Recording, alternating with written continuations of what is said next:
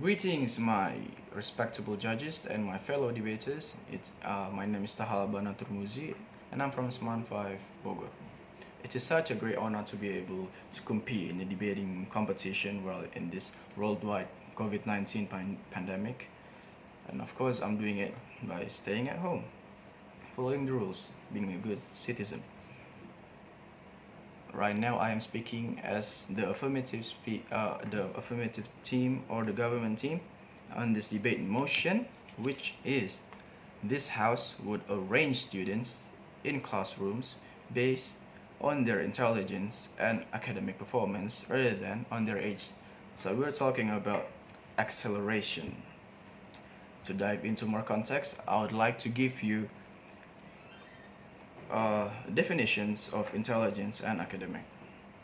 So intelligence is the ability to think, to learn from experience, to solve problems, and to adapt to new situations.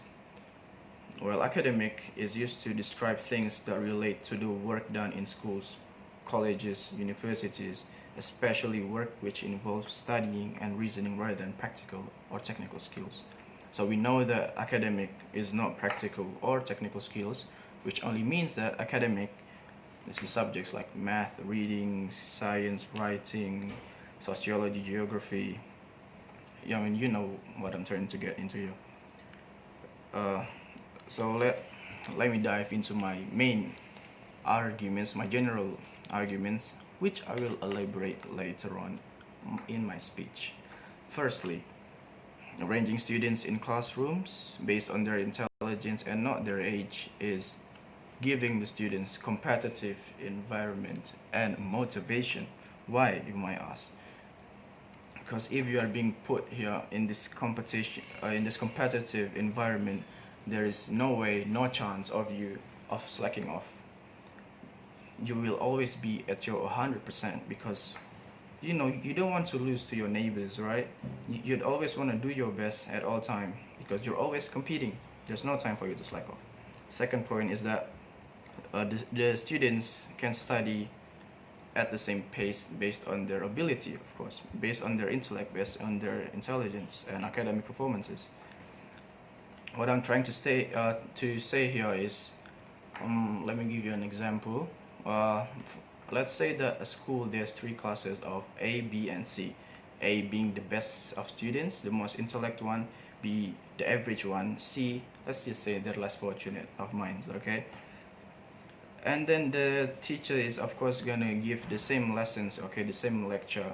Let's say about democracies. What's your opinion about let's say culture? I mean Indonesian culture. And then for class A, the teacher is gonna require a task for them to do, which minimum like 5,000 words, and then they have to use more advanced vocabulary. And then for class B, they can, the teacher requires them to do 20 words, and then with of course the same advanced vocabulary. And then for the class C, no advanced vocabulary and only 15,000 words. That's what I'm trying to say here. And then, okay, moving on. Third point, giving students real-world experience. So this is stratification, social stratification. Sorry, because A being the smarter one, B being the middle one, C being the less fortunate one is a stratification which we can see in our real world being jobs such as janitors on the street, and then the middle one, let's say policemen, the army, and then the first one, being the smarter one, the parliament. Of course, the smarter one is in the parliament because we don't want dumb people to lead this country. Okay, the last one, it can polish their potential. B, which means that these students in class A is the more gifted one, and then no one's gonna hold them back because the teacher can't go too fast to explain to the smart students, and then the teacher has to go slower for the lesser smart ones. So there's got to be a class to separate them because so we can polish their smarter potential way better. And here, this is another point that I would like to speak up to, because if there's classes like A, B, and C, class A here, they always try to be the number one in their class. No matter what, they want to be the best ones, because that sense of competitiveness, that motivation always drives them to be the best at their class. That's what smart people tend to do. And then here, the students on B, they don't want to slack off because they're gonna be being put at C, which is not good. Okay, you do not want to be the bottom one here.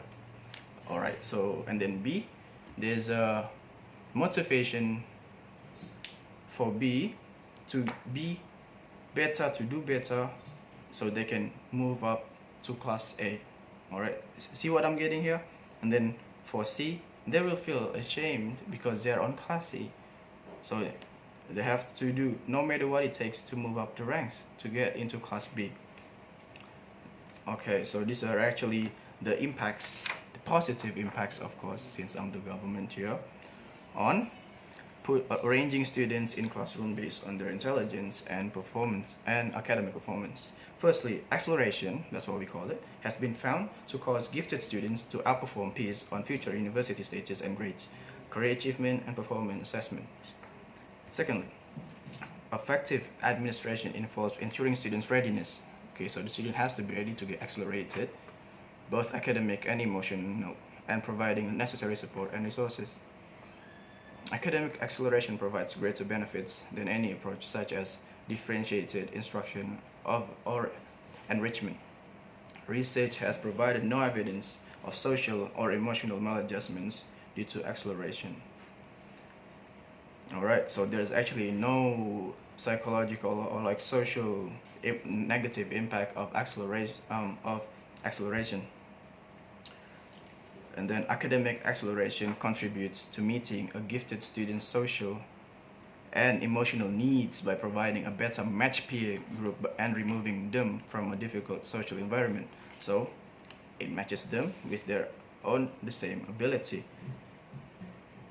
And this is my last point here. Recent research has shown that the benefits of acceleration may extend well into adulthood. For example, 2 studies have shown that individuals who experience full grade acceleration earn about 5 more annually than similar non-accelerated individuals. Alright, however, being put those points aside, we are not creating a robot environment here. We are creating a supportive environment concerning there's no stigma or shame put on the students on class B and C, because they're always feel motivated. There's always a balance to it.